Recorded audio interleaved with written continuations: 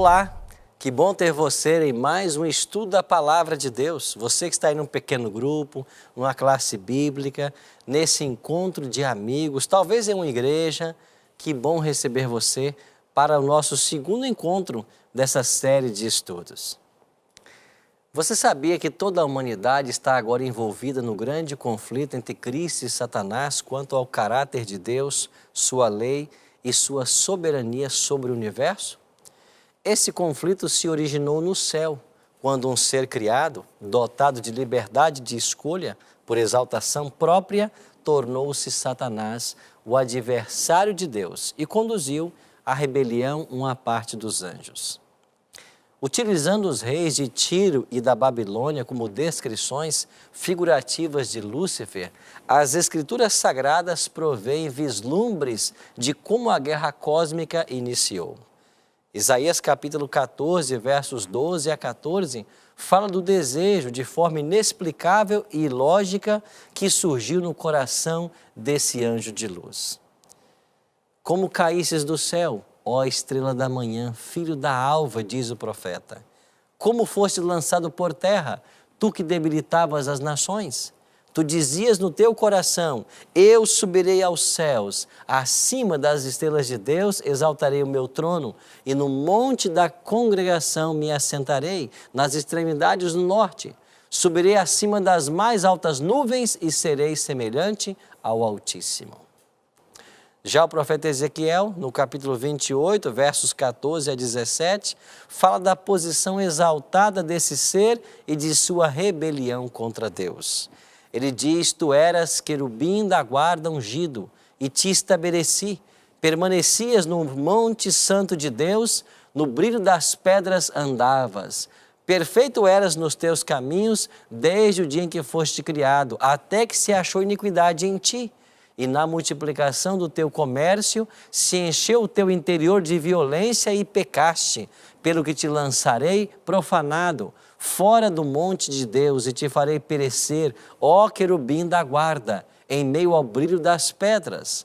Elevou-se o teu coração por causa da tua formosura, corrompeste a tua sabedoria por causa do teu resplendor. Lancei-te por terra, diante dos reis te pus para que te contemplem. Embora desejasse a posição de Deus, Lúcifer não almejava o seu caráter. Ansiava possuir a autoridade de Deus, mas não seu amor.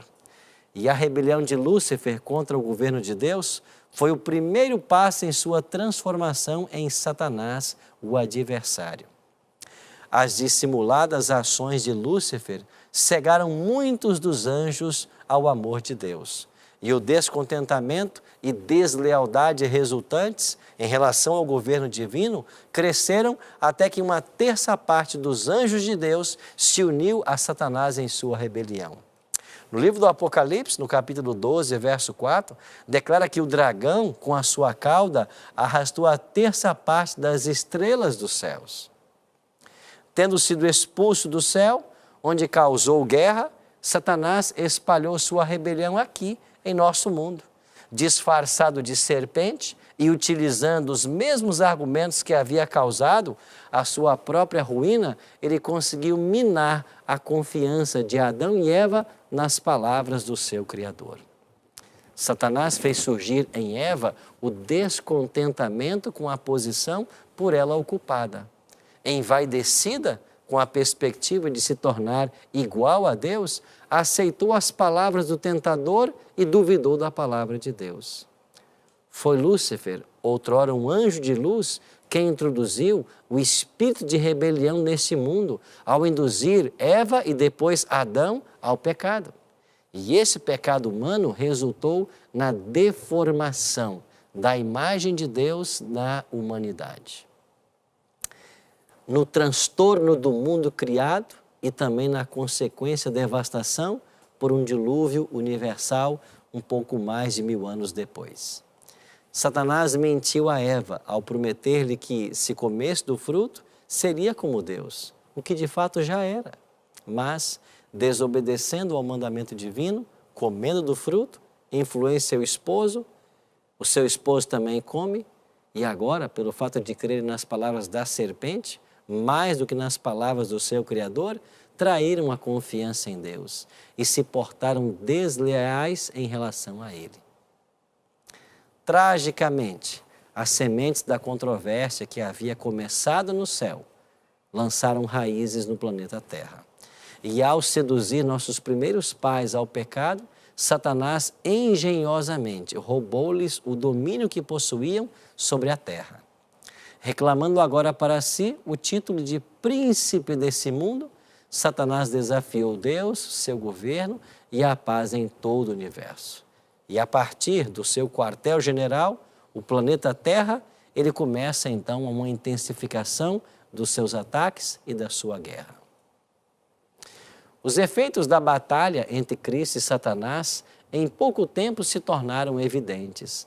O pecado distorceu a imagem de Deus que havia na humanidade, embora Deus houvesse oferecido o seu pacto de graça à raça humana por meio de Adão e Eva, ao prometer a eles um filho, um Messias. E quando nasceu o filho mais velho, Caim, eles acharam que era o próprio Messias. Por isso Eva declarou: adquirir um varão, o Senhor. Infelizmente, esse bebê em suas mãos, ao crescer, não era o Messias tão esperado, mas ele tornou-se o primeiro homicida da história, assassinando seu próprio irmão, Abel. O Senhor viu que a maldade do ser humano se havia multiplicado na terra e que era continuamente mal todo o desígnio do seu coração. Então, Deus utilizou um grande dilúvio para purificar o mundo e seus impenitentes habitantes e concedeu à raça humana um novo começo. Pouco tempo decorreu, contudo, antes que os descendentes do fiel Noé se desviassem do conserto de Deus. Com maldade crescente novamente, Deus estendeu o seu conserto a Abraão. E por intermédio desse patriarca, Deus planejava abençoar todas as nações do mundo. E de sua descendência, Deus fez nascer o próprio Filho de Deus, Jesus. Mesmo com a infidelidade das futuras gerações de Abraão, Deus cumpre seu pacto com a humanidade ao enviar Cristo para morrer em nosso lugar.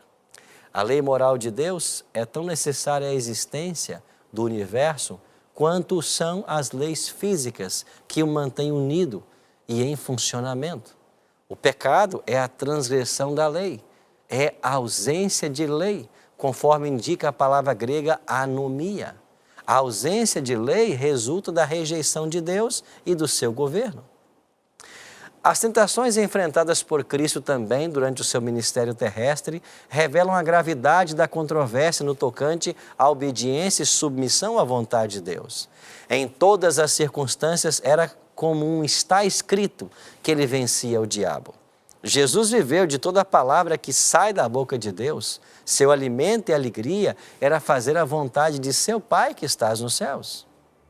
No Calvário, o conflito entre Cristo e Satanás chegou ao seu ponto mais evidente. O amor e a fiel obediência demonstrados por Cristo, ali na cruz, face à crueldade de Satanás, subverteram a posição deste, assegurando então sua derrota final.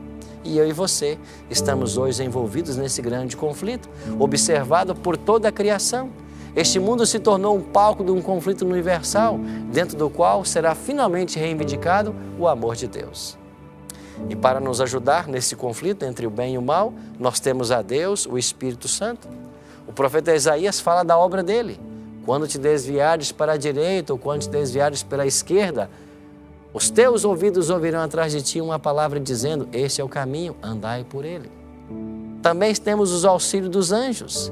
E o autor de Hebreus diz: não são todos eles espíritos ministradores, enviados para o serviço a favor dos que hão de herdar a salvação? Os anjos leais têm uma função de nos guiar, nos proteger e amparar no caminho da salvação. Hoje, a grande controvérsia que se desencadeia em torno da autoridade de Cristo envolve não apenas a sua lei, como também sua palavra, as Escrituras. Desenvolvem-se abordagens de interpretações da Bíblia que deixam pouco ou nenhum espaço para a divina revelação. As Escrituras hoje são tratadas como se não houvesse diferença entre elas e qualquer outra escrita antigo, sendo analisadas mediante métodos críticos.